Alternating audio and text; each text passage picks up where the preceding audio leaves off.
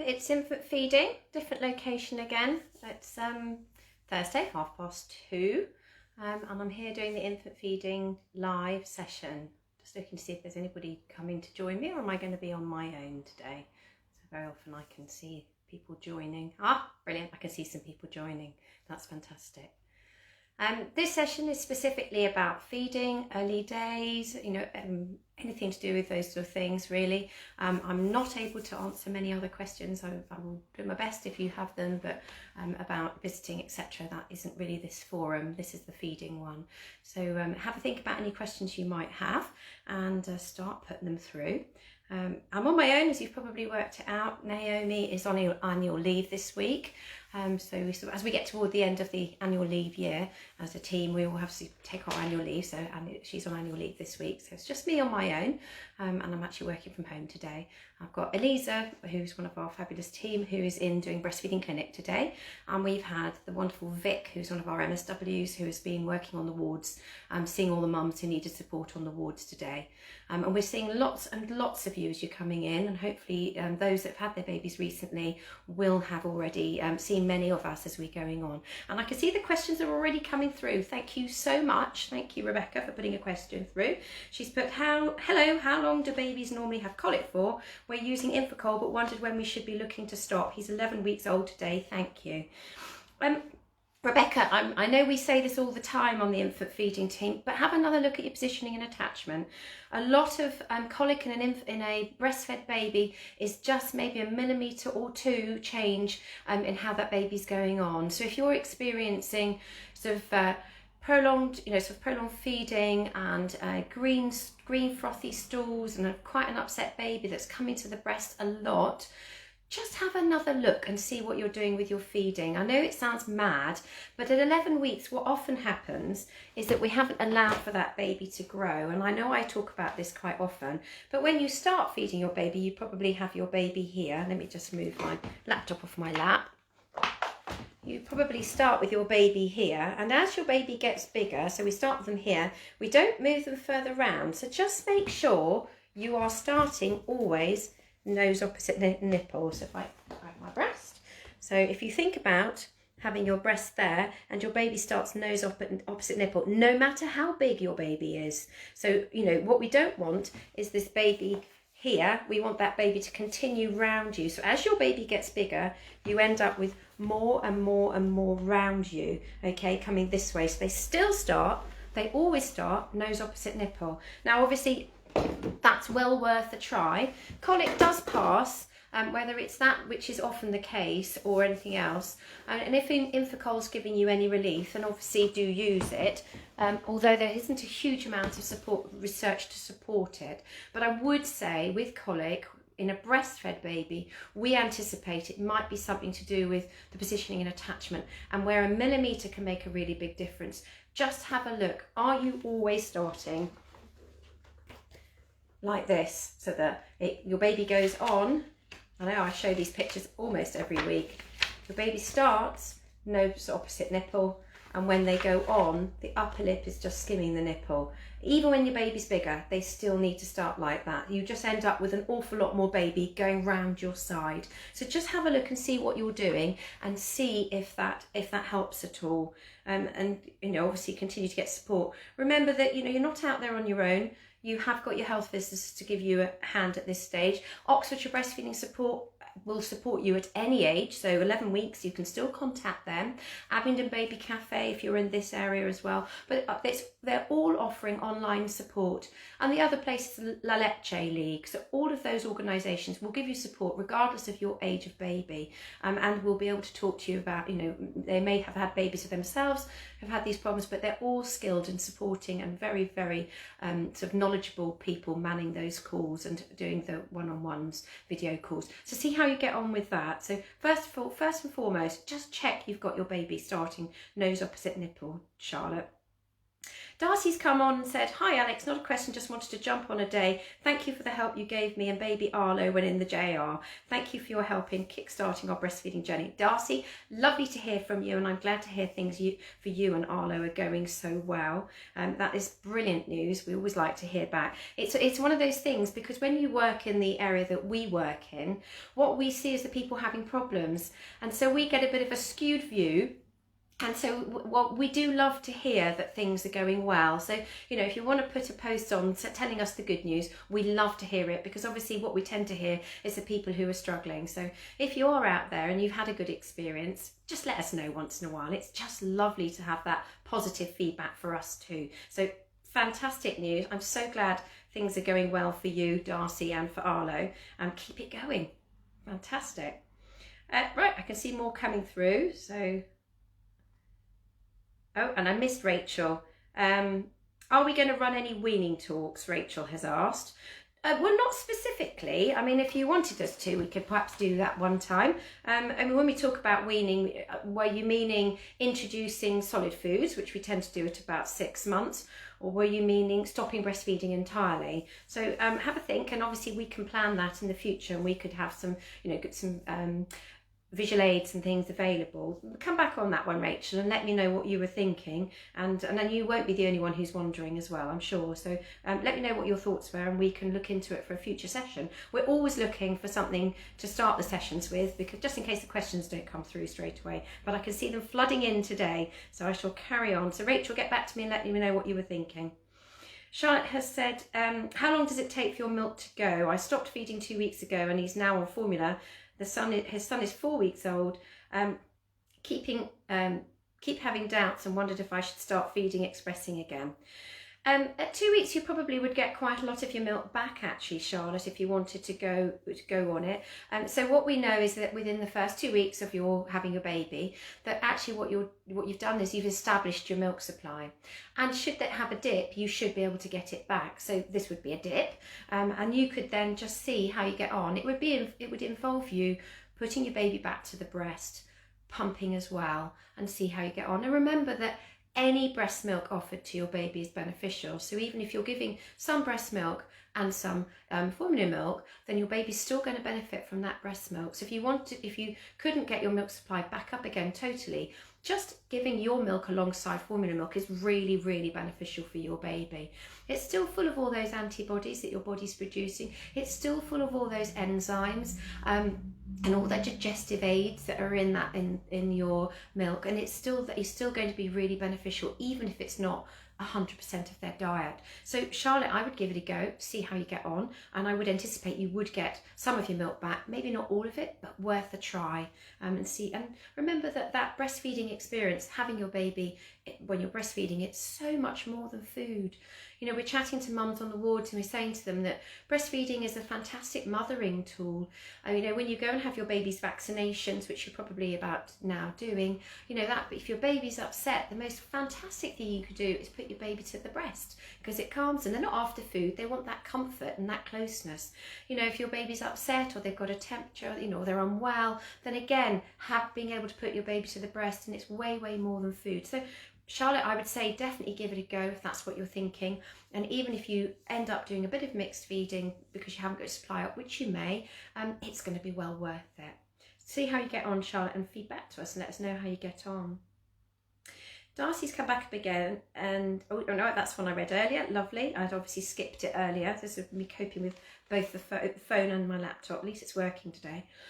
Stephanie has said, hello, 6 weeks old breastfed baby, sleeping initially for 3 to 4 hours at night, but then only 1 to 2 after about 3 a.m. He feeds for only 10 minutes each time, and I think he's not having a full feed and therefore not sleeping for long. Any tips? I also think it has caused mastitis as he doesn't drain the breast. Much as we don't want to wake babies at night, I wonder if a quick nappy change when he's not done that much might just wake him up enough to get him to take the second side. And anyone who's seen me talking on the wards, or any of my colleagues and our wonderful Vic and Helen who are doing the talks on the wards, will know that we always say try and offer the second side. It's like going to a restaurant and not being offered pudding if we don't. Now, it is difficult when you've got a sleepy baby, but much as we don't like waking babies, if you think it might make a difference, perhaps doing a nappy change just see if that rouses your baby enough to take that second side, and then maybe you get that longer gap and obviously protect you against pap mastitis. So Stephanie, see how you get on with that. See if that helps at all by, you know, sort of doing a quick nappy change. Just rouse your baby a little bit more so that you get them back on again. But it's always that tightrope, isn't it? Just whether you're going to wake them so much that you've got them really awake. You want them awake enough that they'll go back on the breast and take a bit more. But so see how you get on with that, Stephanie, and I hope things get a bit better.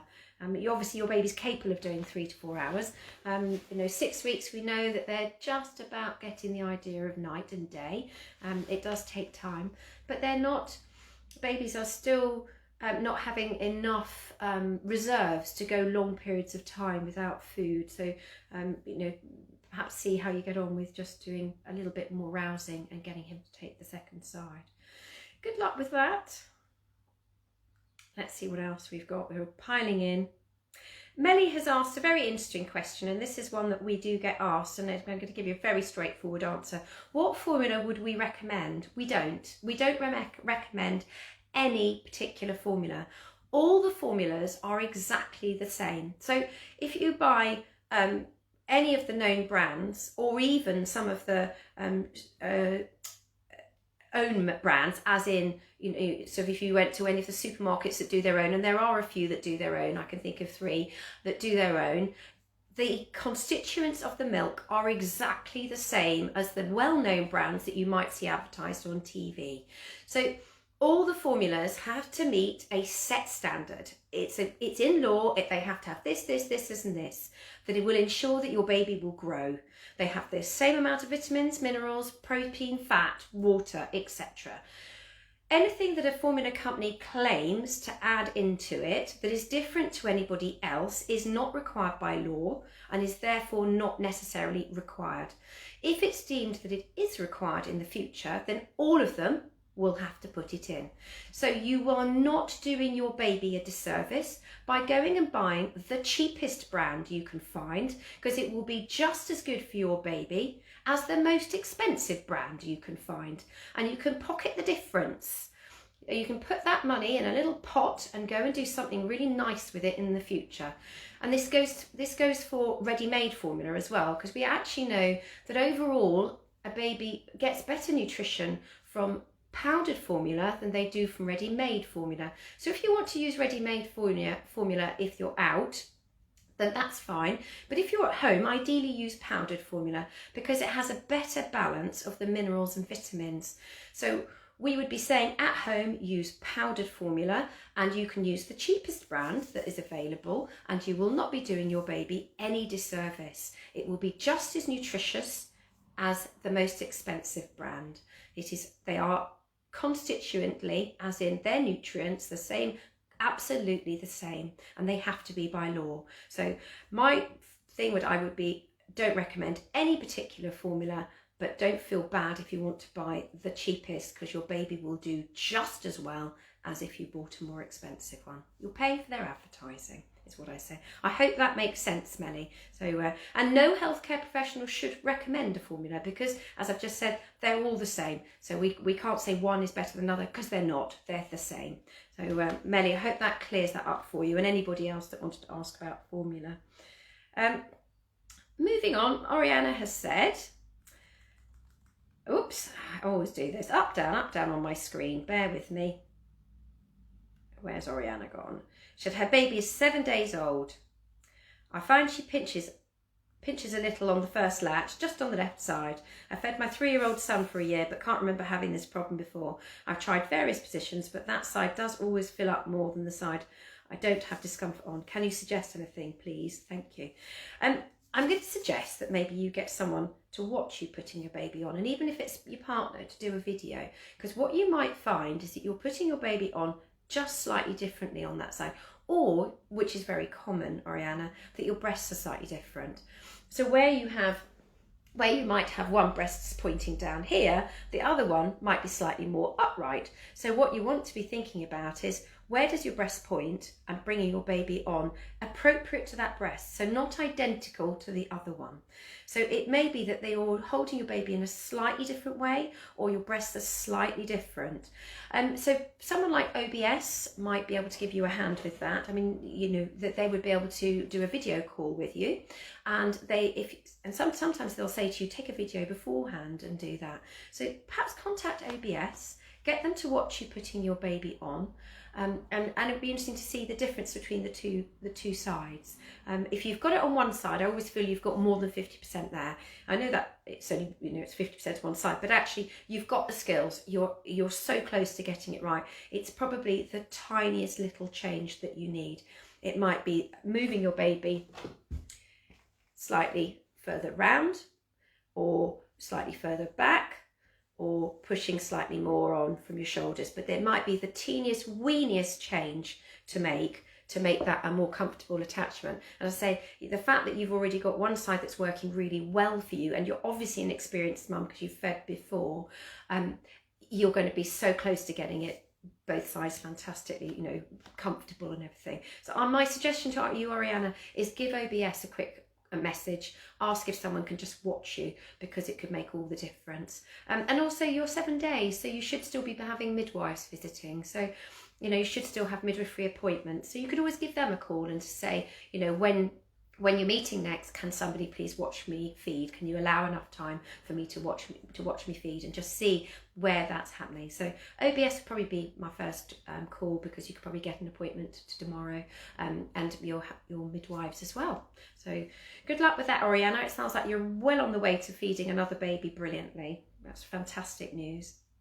Flipa has said, can I ask a really basic question? Apologies, but I keep reading conflicting opinions and would really appreciate your advice. Do newborn babies need burping every single feed, day and night? Due very soon, my twins. Congratulations, Filipa, and that's very Portuguese name, Filipa Ferreira. Do they need burping? Well, if you're breastfeeding, if you think about it, there is no air in the breast. So unless your babies have been crying a lot before they've gone to the breast, the likelihood is that they probably don't need burping. But we would normally suggest having your babies in an upright position a little bit after the feed. Just give them a chance to bring up any air they've got, but don't wait for a burp that's never going to come. If your baby has been nice and calm, gone to the breast, fed really nicely, then the likelihood is that they probably haven't got any wind. But obviously being upright after a feed is quite good too, because if you think about the sphincter valve at the top of their tummy, the reason babies are quite often a little bit sick or they posset is because that sphincter valve at the top of their tummy is very immature, and that's why babies do bring milk up after a feed. So having your baby upright for a little bit after the feed, it could be quite a good thing. But if your baby isn't sicky at all, then don't feel bad popping your baby down and not spending lots of time burping. If they have got a burp and you have put them down, they'll tell you about it, and you'll pick them up and they'll be able to do it then. So we often say, just don't spend ages waiting for a burp that's never going to come, because the breast doesn't have any air in it. So the answer to that is probably not. You don't need to do it. You don't need to worry about doing it every time. If your baby's been screaming beforehand, they might have a bit of air. But yeah, I hope that helps, Flipa. Louise has come back with, I'm doing the Thompson method with breastfeeding this time round. I had a disastrous time with her first, and was wondering if colostrum alone is enough whilst waiting for my milk to come. Absolutely, regardless of whether you're doing the Thompson method or UNICEF as we do it in our hospital, colostrum is sufficient for your baby, as long as your baby has no other risk factors. So the only time that we sometimes have concerns is when we've had a baby that maybe has had a bit of a traumatic birth, and they maybe had what we call, they've used up all their reserves already in birth. A baby that's been born to a mother who has diabetes might need a little bit more extra milk, but again, it would always be colostrum. It would be first and foremost, we would offer colostrum. So colostrum should be enough for every baby unless there is a risk factor. Now, if there is a risk factor, the likelihood is going to be you're in hospital, and we will have a conversation with you about that. But the first thing we'll do is get you to Hand Express and get milk into your baby. So you don't have to use syringes, which is what we often use in the hospital. You could use a spoon. So you could always bring a spoon with you if you want to, if you are going to have your baby in the hospital. And I know the idea of the Thompson method is just keeping your baby skin to skin and allowing your baby to do a lot of it themselves, which is exactly where we're coming from too, although we don't necessarily call it the Thompson method. We're just doing it the way UNICEF have trained us, and we disseminate that information. So colostrum should be sufficient for your baby in the early days. And I have got my stomach balls on the floor, because if you think about it, a newborn baby's tummy is absolutely tiny. And I know I've done this before, but this is what we're talking about in a newborn baby's tummy. And we're talking about this being, if you were to fill it to its capacity, it would be 5 mils. Now, who wants their stomach filled to capacity? That is like Christmas lunch at every meal, and that's really uncomfortable. So 0.2, 0.3, a number of times a day in the first 24 hours is absolutely sufficient, as long as your baby has no risk factors. So a healthy weight term baby will be fine with just colostrum until your milk comes in. And just remember, colostrum is a food in concentrate. So when you're looking at the volumes, you can't equate it to the nutrients that are in it, because it's like giving a teaspoon of golden syrup. It's thick and gloopy. It's absolutely amazing first food for your baby. So be confident, Louise, that colostrum is going to be fabulous for your baby, and your baby probably and most likely will not need anything else as long as things go well. Rachel has come back. Yes, please, on the introduction with solid foods. There isn't much support out there when we're transitioning from breast or bottle to our next milestones. Okay, well, we'll have a chat. So Naomi and I will always like something to aim for, so I'll message Naomi and we'll be back together next week. And so we'll aim to try and do something either next week or the week after, and we'll look at talking about weaning foods as well. So thank you for that, Rachel. I'll try and remember. Yasmin has put a question up. She started hand expressing. Thank you for the tips last week. I've read mixed things online. Should I, and if so, how much should I bring the harvested colostrum to the hospital as and when I go into labour? Good question. So we have a bit of an issue with storage. So we would highly recommend that you do not bring much in. And if you're coming in for an induction, which we obviously is like a piece of string, we don't know how long it's going to take you to go into established labour and then to have your baby. We would highly recommend that you bring in a minimum amount, so only a small amount. Bring it in a cool box with ice blocks to keep it frozen, because sadly, if it defrosts, we have to use it within 12 hours, because having been frozen, it has to be used within 12 hours. If it's fresh, if you've just done it, then it can stay cold for much longer than that. But if you've frozen it, it should either remain frozen or be used within 12 hours of defrosting. So that's why you maybe are getting some mixed messages. If you don't live too far away, the ideal thing would be almost don't bring any in, and only bring it in if you need it, because we're going to be asking you to feed your baby, and we hope your baby's going to feed well at birth and keep feeding well. And we anticipate a healthy term baby may only feed 3 times in the first 24 hours, but you might want to be doing hand expressing alongside that just to keep pushing your milk supply. So the need for food, as I've just mentioned, the need for food in the first 24 hours is not great. It's not a huge amount, but if your partner can go home and bring it back and drop it off, then you don't need to worry about wasting it. Because what we worry about is you go to the effort of expressing all this wonderful colostrum, this amazing food, and then we end up having to throw it away because it's defrosted and it's more than 12 hours. So Yasmin, if you can bring as little as possible in a cool bag with ice blocks, then I would do that. And ideally, if you can leave it at home and then only have it brought in if you need it. Learning how to hand express before you've had your baby is a great skill. It means you haven't got to learn something new after you've had your baby. But in a way, we rather hope you'll never need it. It's a bit like an insurance policy. We really hope that actually come a week down the line, you can go, oh, so all that express colostrum I did and I never used it. That would be a brilliant scenario because you didn't need it. So if you can, leave it at home or only bring in the barest minimum, if that's all right with you. I mean, if you're in established labour, then you're safer to bring some in. If you're coming in for an induction, then as I said to you, piece of string, we don't know how long that's going to be and we don't want it to defrost.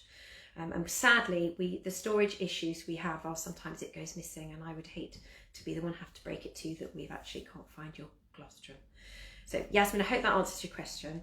Helen has put a question up. She had some post-birth coaching from the ladies at Cotswold Birthing Centre. They're wonderful there, aren't they? When her baby was her first was born. Then a little more from the midwives at our night stop at the JR. We managed successfully to feed for a couple of weeks, short of a year, hoping to manage the same with my second due in June. Can't speak highly enough of the support I've received and know there is lots more available we thankfully didn't need, all with no pressure.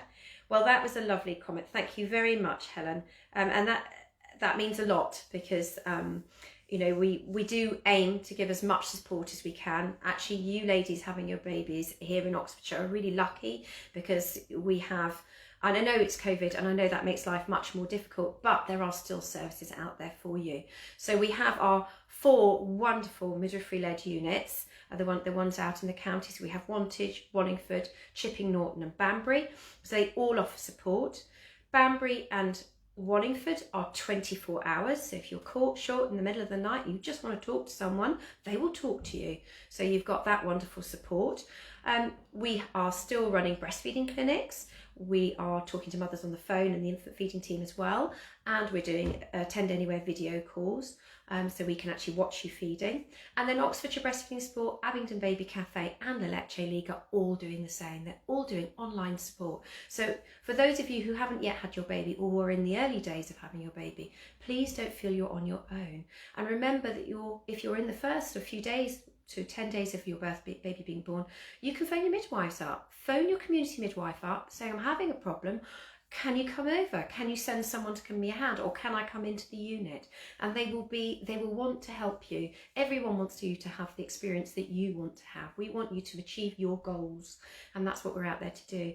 And I've really loved the fact, Helen, that you've put there, I'm just looking at the last bit that you wrote, with no pressure. And that's the thing I love to hear, because we are here to support you in whatever decision you make. So if you decide that feeding is not for you, we will support you to help you stop if that's what you want to do. Or if you've decided you're not even going to start, we will support you to ensure that bottle feeding gets off to a good start, that you've got all the information you need of how to make a bottle up and how to do it safely and to make it as nice an experience for the baby as possible. So I'm absolutely delighted you feel that there's no pressure, and I really hope that that's other people feel the same too, because we are here to support you in whatever feeding decision you make. Manuela has written, any advice on how to deal with mum having more milk than baby needs? My 2 weeks old is very fussy at the end of feeds and gets very upset when milk comes out and baby just wants to suck for comfort. Oh, Manuela, I do feel sorry for you. That is a bit of an oversupply. It will even out. It takes a little bit of time. And I know 2 weeks in, if I say 6 weeks, is going to sound like a long time. But you're 2 weeks in, you're a third of the way in. We anticipate your milk supply starts to sort of calibrate and meet your baby's needs and not produce too much going forward. Not wishing to sound like a squeaky wheel, I am going to say it again, just check your positioning and attachment, because we know sometimes that an oversupply is down to a baby not going on quite as well as they can do. So they keep going and they're actually pushing your supply, and they're not getting that fattier latter part of the milk. So if I show you my picture that I've always used for my antenatal classes, so this is a picture that shows you colostrum, and I love that it's in champagne flutes.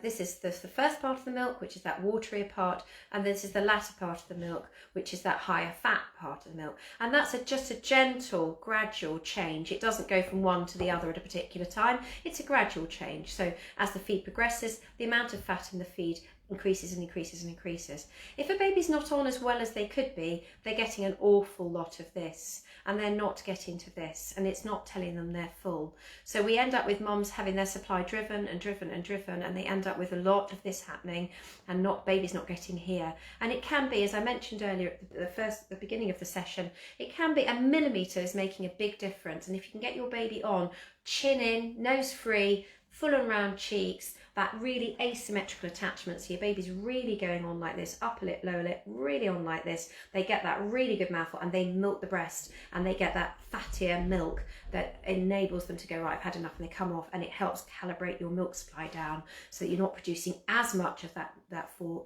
milk.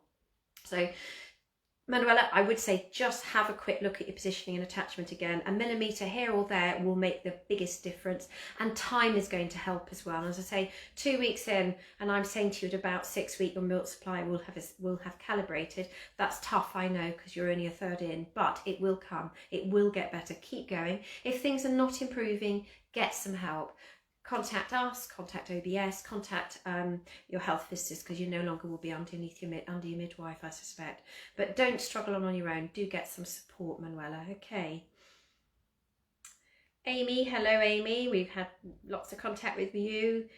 Oh, nearly 4 months, she said. Amy's baby is nearly 4 months. Wow. Noticed lately has been favouring one breast over the other. Just wondered was ways of encouraging him to latch. He seems to turn away. Thank you.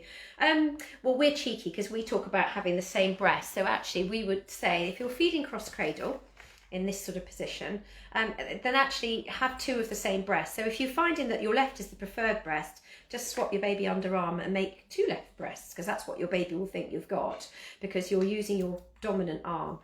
So if you prefer your left, you would just be going from here to here, and that can make a really good big difference. The other way of doing it is to do upright feeding, which we've shown you before. So an upright feed would be your baby's over your legs like this, and they're coming on in this position. So they're like this. So you could be sitting. It's just difficult with my camera to show you because my chair's a bit low. So your baby would be feeding in that position. That way they can't really tell are they getting the left or the right. So that's quite a good way of doing it too. And actually the way you bring them on is going to be the same on your left or your right. So thinking about that. So that might really help. So thinking about maybe using your dominant arm going in cross cradle, so you're here and then here if this is your preferred side, or here and then here if that's your preferred side, or upright in this sort of position. So that might be worth trying. Have a look and see how you get on with it. It's really, if you talk to lots of mums, you'll find it's really quite common that babies have a preferred side. It's really, quite a normal situation. So I would see how you get on, but well done. You've got to 4 months, and it's been lovely because you've been messaging us over that period of time. I feel like it's a very familiar name, Amy.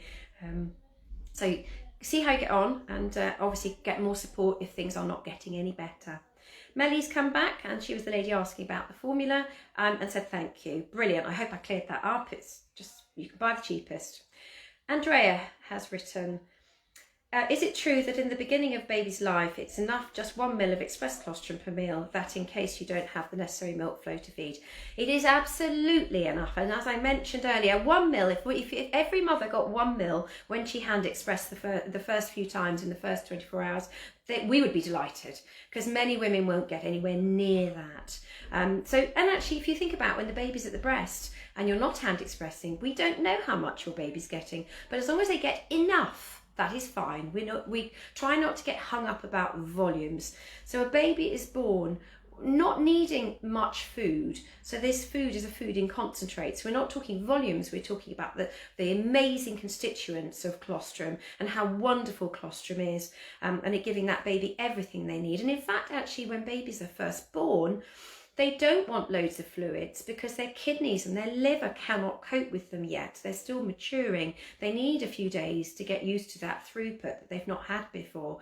So actually, a mil would be amazing. If every mother got a mil when she hand expressed, we would be hooping and dancing around the wards with delight.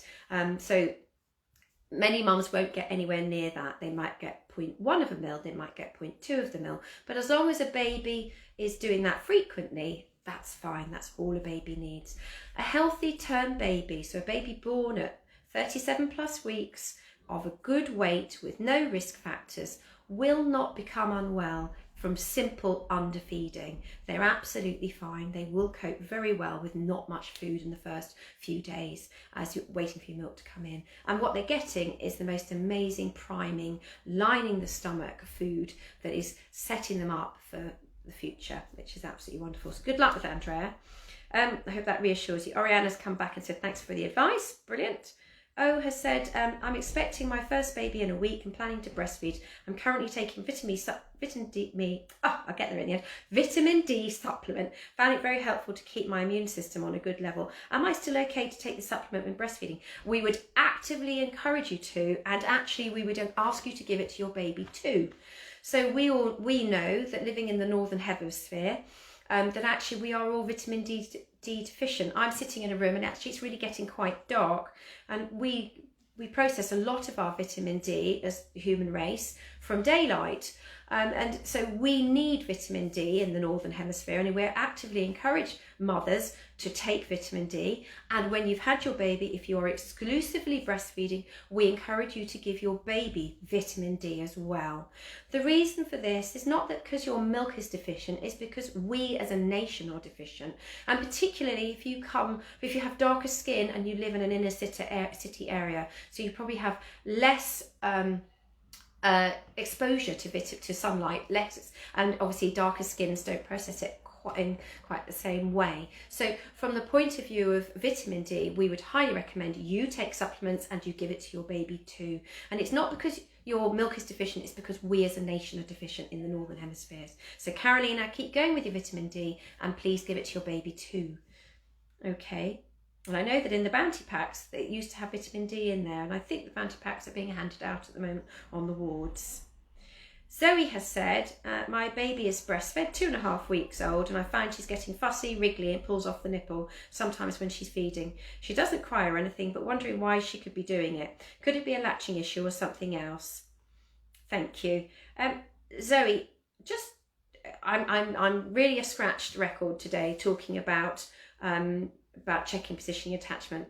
Babies get really fixed on what they want in their mouth, the shape that they want in their mouth. So they want, I was looking for my makeshift breast, they want to have the breast with the nipple right at the back. If they're not getting the mouthful they're looking for, and at 2.5 weeks old they know what they want, if they're not getting that mouthful, they come off and on because they're going, it's not right for me yet. And they're asking you to try again. So have a good look at what you're doing. Make sure your baby is going on with their picture. Get my picky ready. Make sure your baby's going on in this position. Remember, you want your chin in. You want the upper lip just skimming the nipple. And when your baby is then on, you want chin in and nose free. This baby is going to be pushed on. I'll get there again. This baby is just going to be pushed onto the breast like that. This is not happening. This is happening. So just make sure that you're not doing a quick at the end so that you're ending up with the nipple in the middle of the mouth. Because if the nipple goes into the middle of the mouth, the baby doesn't get the right mouthful because the nipple hits the tongue. Remember, you want the nipple right up here, right at the top of the mouth, so the baby can use their tongue and take it to the back of their mouth and get that really big mouthful. And if they're not getting that big mouthful, they come on, off, because it's not working for them. So the other thing to check, Zoe, is your baby pooing and weeing appropriate to age? You're saying she doesn't cry or anything. So I would say, you say, is it a latching issue? I would say just have another look. Just look what you're doing. And if need be, get someone, get your partner, someone to film you so that you can look back at it. Because when you're looking at it yourself, it's very difficult to see. When you look back at it, you can go, oh, I've just flicked her over, or I've just moved my breast. Because that's what mums often do, is that they'll either suddenly do a quick this movement rather than this movement, so straight in, not this, or we'll see the breast move. So we'll be in this position, so the breast is here and the baby's there, and suddenly the breast goes moving, and then you're not going to be in that same position. So this is why we say keep your breast still and only move the baby when we've only got one moving part. Because if you think about getting it right, we can't have this going on. That's not going to work. So one thing stays still and only the baby moves. So breast still, baby moving is the best way to get it working. So maybe get someone to video you, and you might go, oh, I moved my breast. You probably can't see it when you're doing it, but if you watch it, you might see it. Or you just doing a quick switch over, and then she's just not getting the mouthful that she's looking for. See how you get on. If it's carrying on, ask for help. Don't struggle on your own. Breastfeeding is a learnt skill. I spend my whole time telling people this. It is a learnt skill. It's like going out and learning to dance. And I often equate it to Strictly. So, you know, those people go on Strictly, and you have the experts and you have the person who's never done it before, like Bill Bailey this time. And they learn how to do it, and they get better and better and better. You and your baby are the same. You are both learning to do something together, and it takes two of you. So it's a case of practice, practice, practice, practice, and sometimes a bit of support. So see how you get on with that. So Zoe, I hope things get better. 2.5 weeks in is fantastic. It will hopefully get better and better and better. Francesca has said, hello, my baby's 14 weeks now, and the last few days has been quite fussy at the end of a feed, squirming and twisting his head. Sometimes this is because he needs to burp, but other times I feel like he's getting frustrated due to the slower milk flow at the end of the feed. I'm worried this could indicate low milk supply. He feeds really frequently on, where am I up to? Frequently on both sides, so I can't see a reason for it to have dropped. Should I just keep switching him to the other side until he seems satisfied, or is there anything else I could do? Switching is fabulous. The other thing you could try is a bit of compression, just to give him that added bit. So compressions are when you get your hands far back against the chest wall and you do a nice big handful and it's in and hold. So if he's getting a bit fussy, you might find you can get a little bit more milk into your baby. So bring your hand in and hold, and it's a whole handful. So if you imagine that breast there, so you're going to get your hand, and you can get your hand all over the breast. So if you imagine your baby's here, you're going to be doing right back over here, you might be doing here, and it's as far back as you can get it on the chest wall, so you don't knock the baby off, and that might just give your baby that little bit more to keep them going. Switching is fine too. We often say to people, you offer the third breast. There's no reason why you can't go 1, 2, 3 or even 4 if that's what the baby's looking for, and that will help drive your supply. And it might be your baby's just pushing your supply a little bit just at the moment, and see how they get on. But well done, because you've obviously 14 weeks is a fantastic achievement, absolutely brilliant, and there's no reason why that's not going to continue. We would anticipate if you're doing that well, it's going to carry on, and this is just a tiny little blip, just a little bump in the road, and you're going to be fantastic carrying on. So keep going, Francesca, that's wonderful. Carrying on. Oh, Louise has come back and said, thank you. Francesca said, I'd be really interested in the weaning session as well, please. Brilliant. We'll look into that then. We'll look at weaning. Amelia's come on and said, my daughter is 13 weeks old and I'm in transition to bottle from breastfeeding. She's fed from me well and has had 1 bottle a day from 7 weeks, but all of a sudden now, mostly on bottles. She won't finish bottles and wants one every 2 hours maximum. Like when I first started feeding her, any advice would be great. So she's feeding very frequently from the bottle now. So I'm just get my head around what you're asking me here. Just breast bottle. Most of the bottle, fed with bottles. So she's obviously wanting to feed frequently and not so much. That might be just how she likes to feed. Obviously, if you think about formula milk, it's much heavier than breast milk. It takes quite a lot more digesting. She maybe isn't coping with big volumes at this stage, and that would probably improve as time goes on. You know, a breastfed baby actually overall takes a lot less fluid in total than a baby that's formula fed over its 6 months of being exclusively fed. So it might be just your baby's taking a bit of time to get used to the way that they're being fed.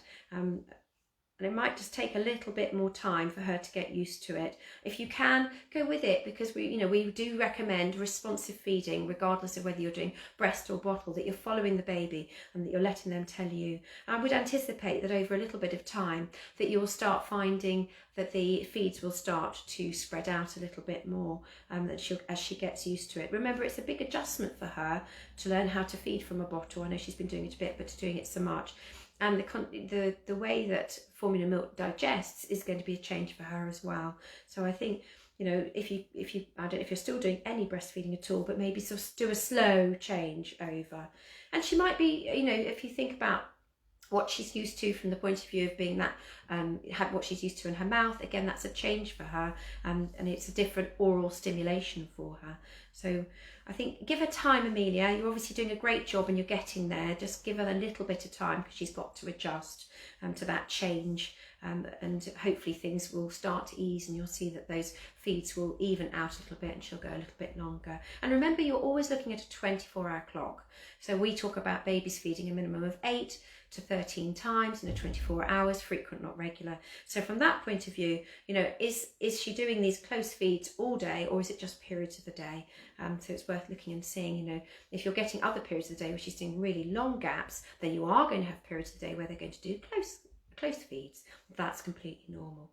And it's lovely that you're being so fabulous and feeding her so responsively and meeting her needs. But I would think a little bit of time, Amelia, give her a chance and she'll get there. Good luck with that. Yasmin's come back and said, thank you for answering and clarifying my thoughts. How long after expressing colostrum can I store in the fridge? before I have to freeze it. If I hand express in the morning and do some in the next day, can this be mixed when transferring to the freezer? So we'd normally say that whatever you express in one day, you keep together, and then the next day you start a new syringe or whatever you're keeping it in. So each day keeping it separate. You can keep it in the fridge for up to 5 days. So let's say you've got it in the fridge and then you've gone into labour. It's Monday, you've put it in the fridge. On a Tuesday you go into labour. You've got no problems with that being in the fridge for the next 5 days, for the 5 days. So, so from that point of view, colostrum, if I go through the storage of colostrum, colostrum can stay at room temperature for 24 hours.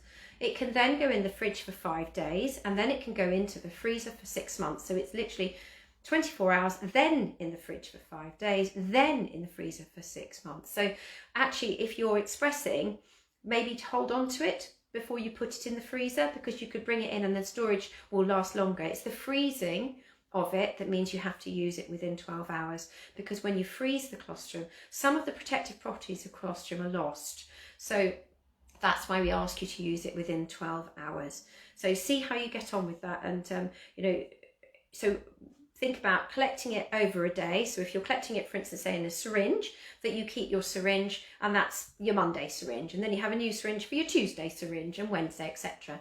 And then don't rush to put it in the freezer if you're getting near your due date, because then that's got longer, it can be kept out longer if it hasn't already been frozen. So look forward to seeing you at some point, Yasmin, with all your colostrum. That'd be fantastic. Okay, good luck with it. Melly has asked, if planning to express as well, what is a good way to do so? Is better to use manual or electric pump? So Melly, in the first few days, because colostrum is so thick and gloopy, as we've been saying, it's thick like golden syrup. This shows a huge amount in here, but this is way more than you'd normally get.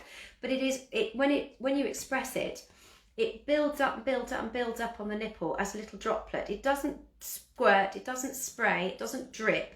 It collects as a thick and gloopy droplet that when you're expressing colostrum, we tend to always use your hands, because you would lose it otherwise, and we would collect it into something very small. So you would be hand expressing, collecting into a teaspoon if you're at home, or a syringe if you've been given some, and then you want to store it. Syringes are very useful for storage. So you would be collecting, and you're literally siphoning off the droplets as they appear on the nipple. When your milk starts to come in, which is somewhere between days 3 and 5, then you can start thinking about a pump. There's no point using a pump beforehand.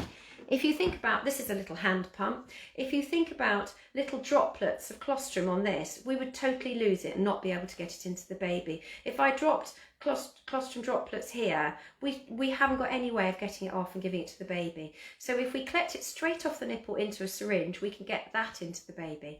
But if it's run down here through the mechanism, and we won't have it. You could have a mil and it would be lost in the pump. So hand expressing, we would always recommend use for colostrum. And once your milk's come in, which is somewhere between days 3 and 5, so what you're looking for is that you're getting more than you're getting when you've got colostrum initially, that it's getting lighter in colour, so it's often colostrum is very deep yellow, and that it's runnier, so there's more of it, it's runnier and it's lighter in colour.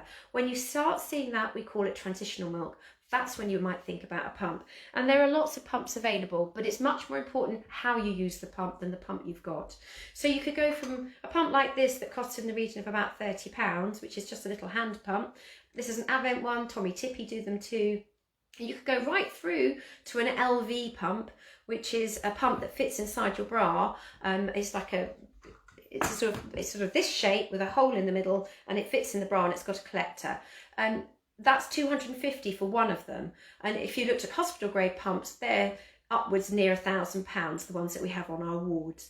But it's way more important what you're doing than the pump that you've got. So if you're doing the occasional expression in the morning because you want your partner to be able to give a bottle in the evening, one of these would be just fine. If you're having to express because your baby isn't going to the breast, or sadly your baby's on the neonatal unit and you're not able to feed your baby, then we would be probably recommending a double electric breast pump, because that will make it quicker and easier for you. So it's very much what your situation is and how you use it. There are little mini electric ones out there ranging from £40 right up into, as I said, to £1,000. There's a real mixture, but the ones on the domestic market tend to be 40 up to 250. So you might have a Bella Baby right up to an LV, which is 250. And as it depends much more on how you use it, the frequency of use, etc., rather than the pump. So there's plenty of choice out there, but it's the way you use your pump is more important than the pump that you actually buy, and why you're buying it. So I hope that answers that.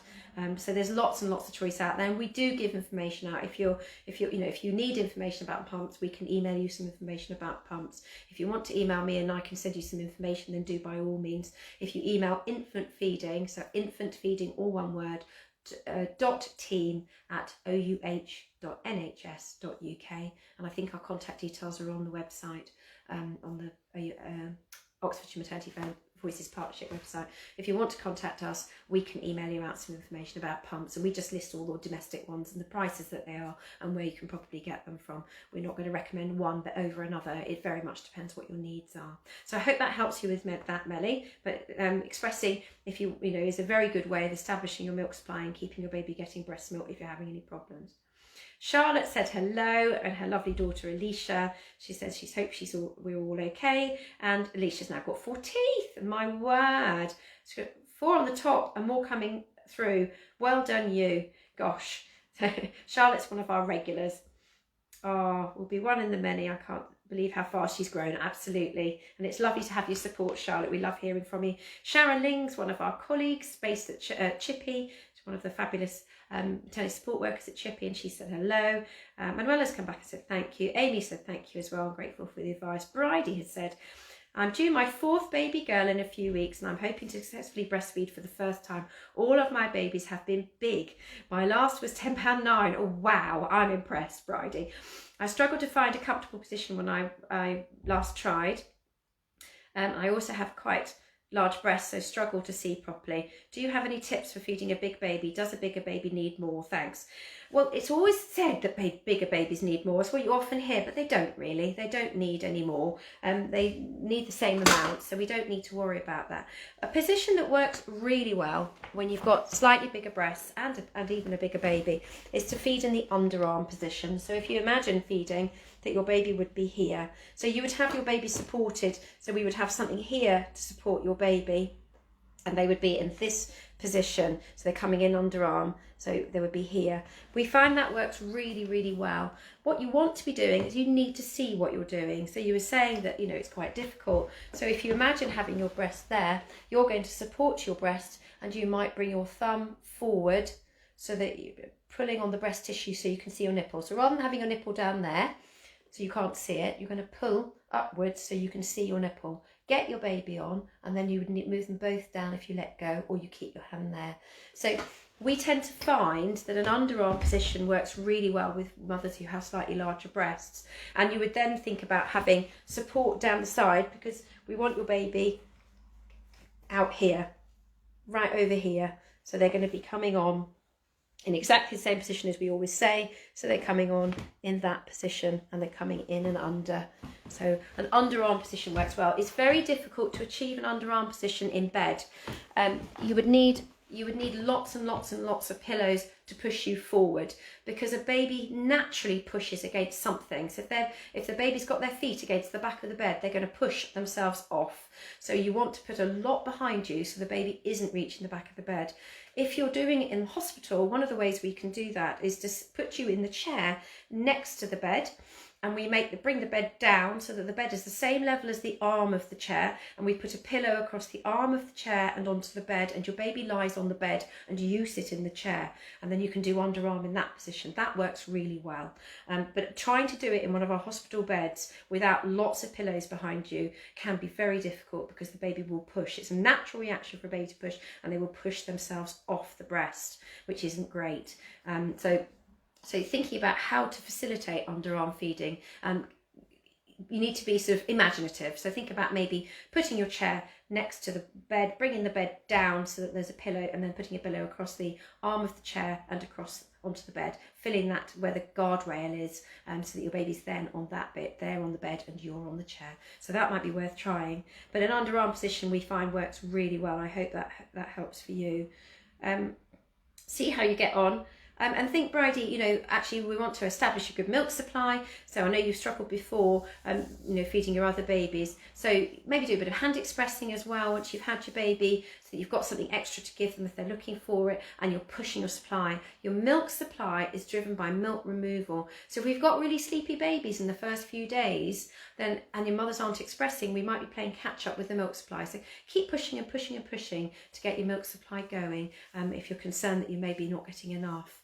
And, you know, make yourself known to us. So, you know, Bridie, just because you've had other babies, you might find that staff think you're going to know what you're doing. Just say, I haven't breastfed before, I want some support, please can you help me? So, and I think people are reticent to ask for help. We have midwives who are already, I mean, so many of our midwives are desperate to help with feeding, but often will end up at the bedside and the mother goes, I've just done it, and maybe it was sore and things. So ask for the help. They're there to help you. We want to help you. And as I said earlier, you know, even if you're at home, we've got the 4 wonderful maternity units. We've got all the community midwives and the community maternity support workers. All are skilled with breastfeeding support and will give you a hand. So make the most of the support that's out there. So good luck with this, Bridie. And I hope it's a different experience for this baby. Melly has just come back and she's going to email me about the bumps. That's fine. We'll send you a little information out. Charlotte has come on and said, thank you to Chipping Norton midwives, especially Zoe Carter and Sharon Ling. And they gave me so much info and support, and also the infant feeding team, NHS heroes. Thank you very much, Charlotte. So we are lucky. I have to say we have these amazing midwifery-led units out there with so much support for you. And I say, you know, I know that it's been difficult over these since last year March. It feels like it's almost a year now, doesn't it?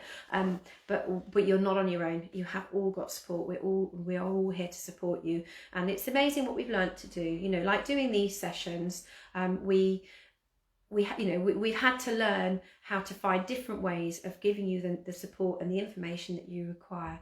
And we're talking to the mums on the wards as much as we can, helping them so that when they go home, they know when to ask for help. You know, making sure you know about feeding cues and that feeding your baby when your baby is hungry, rather than waiting, you know, sort of tight for times and things. So what we call responsive feeding all makes a big difference. So keeping going with all of that and just asking for help when you need it. And that's the key thing. Don't think asking for help is weakness. It is normal. It's a learnt skill. Dilek has come on and said, any advice about breastfeeding before my due day? I'm due on the 10th of the 2nd and I'm so nervous about it. Thank you for your support. I think go into it, Dilek, believing that you're believing that you're going to manage it. I'm going to direct you to go and have a look at the UNICEF Baby Friendly webpage. Go and have a look. They've got some lovely videos where they've interviewed mums about feeding and what it was like in the early days. There's some fabulous videos about skin to skin, and I think that's the most amazing start. If you can do a minimum of an hour skin to skin after your baby's born without it being interrupted, so not removed for observations, your baby's not removed to have a wait, they don't go to someone else for a cuddle, they stay right here, your baby stays on you, then that is going to be the best start to breastfeeding you can have, because that's where your baby expects to be. And they're going to look for the breast, and they're going to smell you, and they're going to smell the breast, and it's going to bring out their breast seeking and breastfeeding behaviour. And if a baby can do that first initial breastfeed after birth, before they fall asleep, which is what they will eventually do about an hour and a half after they're born, then you know you're on the road for a good feeding experience. We as a team, when we talk to mothers, if they're struggling with feeding, one of the first things we'll say is, did your baby feed at birth? And if they say to us, my baby fed at birth, then we are so heartened, because we know if the baby knew how to do it then, because that's their priming feed, that's their instinctive priming feed. If they do it then, they know in their brains what they've got to do, even if they don't get it right straight away afterwards. So the best start will be uninterrupted skin to skin contact. So your baby's born, put on your front, leave your baby there until after the first feed.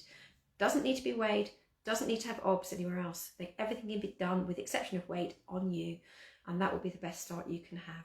And then ask for help. Keep asking for help. It's a learnt skill.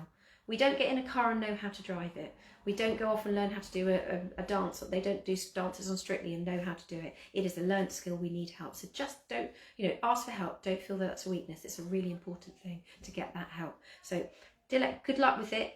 Positive mental attitude, loads of skin to skin in the first hour plus after birth, and you'll be doing brilliantly. And go and have a look at UNICEF Baby Friendly website. It's lovely. If you literally type in UNICEF Baby Friendly Initiative, it has lots of lovely videos, and it will just give you an idea what other mothers are saying. And it's a really reliable resource. Lots of information on there. Have a look at that. Bernadette's come. Are partners allowed straight away in the hospital, or do they have to wait for you to be 4 centimetres dilated? How long can they stay after? Bernadette, I'm really sorry. This is the feeding section. The best people to talk to would be Wendy Randall if she's doing one of her sessions. I'm going to ask you to contact your midwives for that one. I'm not sure what the latest has been. I know that partners are with you in established labour. I'm pretty sure they're with you if you're having a birth assessment. I'm not sure what's happening with regard to if you're in on level 6, at what point they come in. So Bernadette, can I steer you to go and give your midwives a quick call, and they'll let you know what the latest is on that? Because obviously, there are constant changes, and I don't want to give you the wrong information. All right. Dilek's come back and said thank you, and Charlotte has come back and said Charlotte said she felt bad for asking for help, but so glad that she did. So many questions for the midwife. And I know that I can ask for help. And that is the case. Don't feel bad asking for help. It is not a weakness. We all need to learn how to do it. It's a learned skill. And some babies do just go on, do it, and off they go. But they're the minority. I wouldn't have a job if every mother and baby didn't have problems. So, if everyone just fed beautifully, I wouldn't be here. I wouldn't be doing the role I'm doing. I wouldn't be running around the hospital helping people. We wouldn't be doing breastfeeding clinics. There wouldn't be Oxfordshire breastfeeding support. It is a learnt skill. We need to support the mothers in our care, and that's what we're here to do. So just ask for the help. Right, well, it's 3:30. I think that there are no more questions have come through as yet. So I'm probably going to sign off, and we'll chat next week. Hopefully it'll be me and Naomi again next week. And we'll look into doing something about weaning. That's a really good tip. And anybody else who's watching who thinks we'd like this particular subject covered, we'll look into it as well. So let us know. Good luck to those of you who haven't yet had your babies. I hope all goes absolutely brilliantly. Go in, positive mental attitude, keep your babies skin to skin. It makes all the difference. And for those of you who've already had your babies, see how you get on. If you're still encountering problems, please access help. The quicker you get help, the quicker you can turn things around. All right, all the best to all of you. Goodbye.